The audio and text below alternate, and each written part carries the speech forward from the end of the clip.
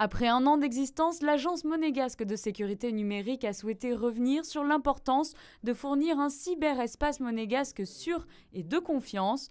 Une réunion d'information qui visait tout particulièrement les opérateurs d'importance vitale de la principauté sur les cyberrisques et les mesures législatives prévues.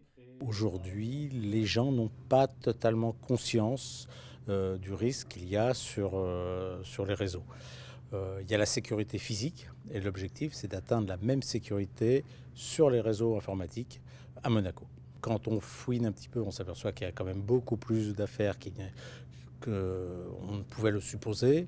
Il y a effectivement des règles à rappeler, on a commencé à le faire, on a commencé à éditer des guides, des règles et des arrêtés ministériels d'application des différentes lois qui concernent la sécurité numérique.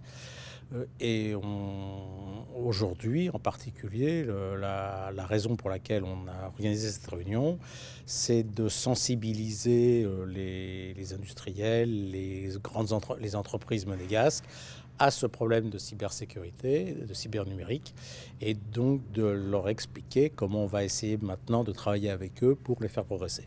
Tous les secteurs sont concernés. Chaque jour, des événements ont lieu sur le réseau.